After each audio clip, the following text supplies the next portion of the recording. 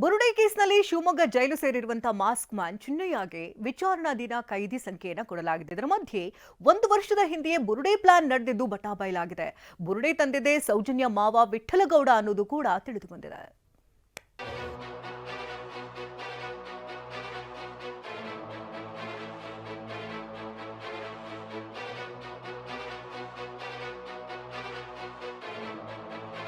ಶಿವಮೊಗ್ಗ ಜೈಲು ಸೇರಿದ mask man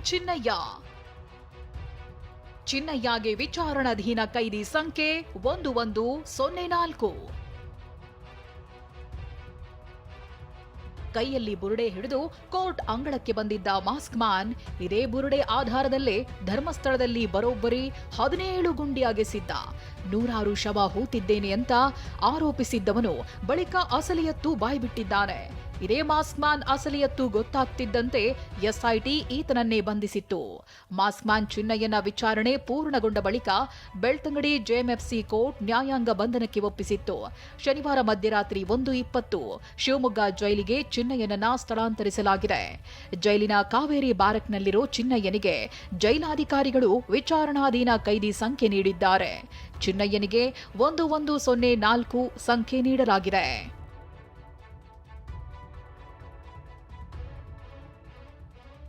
1 ವರ್ಷದ ಹಿಂದೆಯೇ ಬುರುಡೆ ಪ್ಲಾನ್. ಬುರುಡೆ ತಂದಿದ್ದೇ ಸೌಜನ್ಯ ಮಾವ ವಿಠಲಗೌಡ.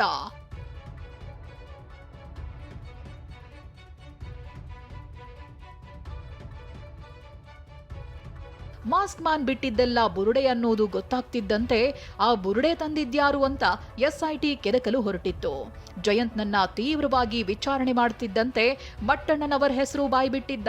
ಕೊನೆಗೆ ಮಟ್ಟಣ್ಣನವರ್ ವಿಚಾರಣೆ ಮಾಡುತ್ತಿದ್ದಂತೆ ಸೌಜನ್ಯ ಮಾವನ ಹೆಸರು ಬಾಯ್ಬಿಟ್ಟಿದ್ದಾನೆ. ಹೌದು, ಬುರುಡೆಯನ್ನ ತಂದುಕೊಟ್ಟಿದ್ದೇ ಸೌಜನ್ಯ ಮಾವ ವಿಠಲಗೌಡ ಅನ್ನೋದು ಗೊತ್ತಾಗಿದೆ. ಬಂಗ್ಲಗುಡ್ಡ ಕಾಡಿನಿಂದ ಸೌಜನ್ಯ ಮಾವ ವಿಠಲಗೌಡ ಬುರುಡೆ ತಂದುಕೊಟ್ಟಿದ್ದ ಅನ್ನೋದನ್ನ ಗಿರೀಶ್ ಮಟ್ಟಣ್ಣನವರ್ ಹೇಳಿದ್ದಾನೆ.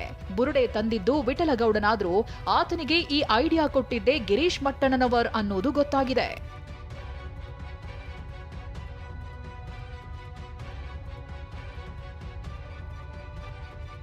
1 ವರ್ಷದ ಹಿಂದೆಯೇ ಬಂಗ್ಲಗುಡ್ಡದಿಂದ ವಿಠಲಗೌಡ ಬುರುಡೆ ತಂದಿದ್ದ.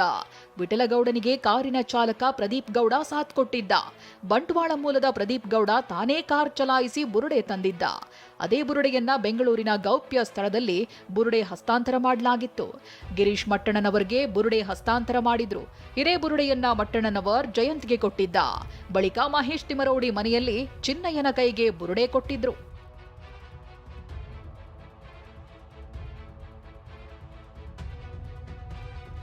ಪೃಥ್ವಿರಾಜ್, ಟಿವಿ9 ಮಂಗಳೂರು.